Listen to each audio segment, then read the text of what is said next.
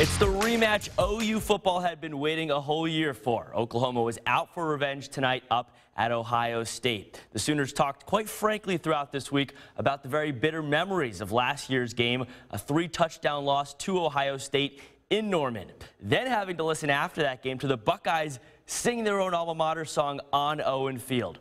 Well, Fox 23's Nathan Thompson is live right now in Columbus at the site of the biggest college football game of the day.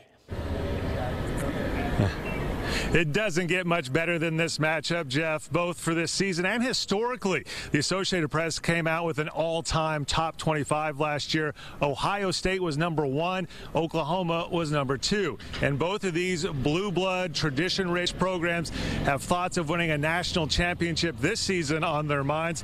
Now, the winner between this showdown between the 5th-ranked Sooners and the 2nd-ranked Cowboys will have a really great line on its resume when the playoff committee picks its Final Four come December. Lincoln Riley's first road game as a head coach in front of more than 109,000 people, the most people ever to see an OU game in person. The Sooners moving the ball pretty well early on, but shoot themselves in the foot here. Abdul Adams coughs up the ball on the Ohio State 25-yard line. Buckeyes recover. Sooners defense steps up. Emmanuel Bill throws down J.T. Barrett for an 8-yard loss. Ohio State has to punt the ball away. But OU not done turning over the ball. Very next Sooner possession was initially ruled an incomplete pass, but upon further review, it's a backward pass, an OU turnover. Ugly first half offensively for both teams, tied at 3. Second half, different story. Buckeyes first second half possession, J.K. Dobbins goes 6 yards, 10-3 Ohio State. OU's first second half possession, also a good one. Baker Mayfield to Dimitri Flowers, and the big man does the rest. 36-yard score to tie the game at 10. Later in the third, Mayfield with the pretty pass to Lee Morris, 18-yard score. Oklahoma takes its first lead of the game, 17-13. Fourth quarter, check out the play by Baker. He is elusive.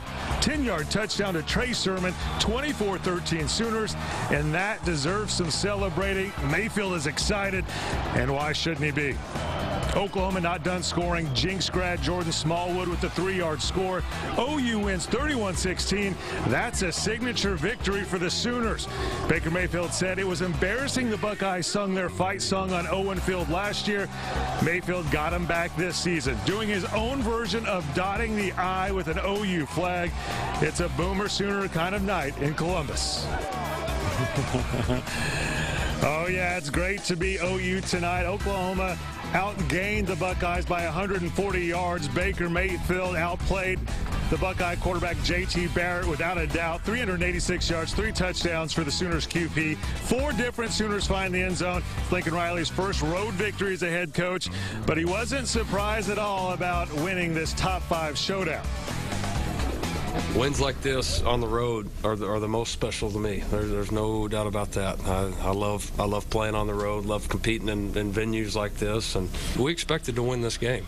And but we were very proud, and we respect the team that Ohio State is and the program they are and all that Coach Meyer's done here. Probably one of my worst coaching jobs ever a year ago, that's for sure. So it's it's gratifying. I think I was probably more embarrassed in the way we played the game than them. That part's it's good personally and for our players. We've had that mood in the locker room that nobody believes in us. The guys we were able to catch. The fact that nobody picked us on game day. We were able to, you see it in social media throughout the week that, they were about 80% of the country voted for Ohio State to win. And so, right now, we believe in ourselves, and quite frankly, that's all that matters. Yeah, and Baker's right. OU is actually a 7-point underdog in this game. Tough win, great win for OU, but tough physically going against such a talented Buckeye win.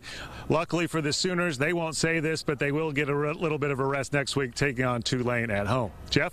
That is fair to say, Nathan. Now, you talked earlier about the college football playoff ramifications this game was going to have on both OU and Ohio State. So after this win for OU, what does this do for the Sooners in the national title picture?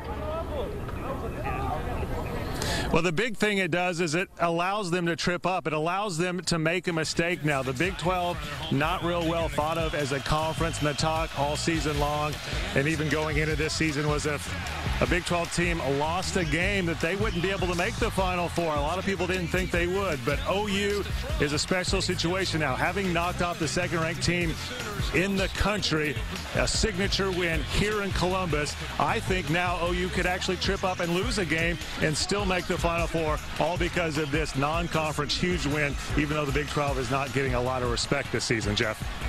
And Nathan, so if there was a loss for OU tonight, other than the scoreboard, it did come in the injury department in the first quarter of this one. Tight end Mark Andrews hurting his leg, and he would not return to the game. Let's roll some video of the injury right now. Andrews, of course, led the Sooners in receiving in Week 1 in the big win at home over UTEP. So I know you were in the post-game press conference with Lincoln Riley after the game, Nathan. Did he have any update on Andrews' status right now? I actually did ask him if he could say exactly what the injury was and what the status was, and he didn't really want to comment. I guess they had other things on their mind celebrating this win, but he said, we'll take a look at that later.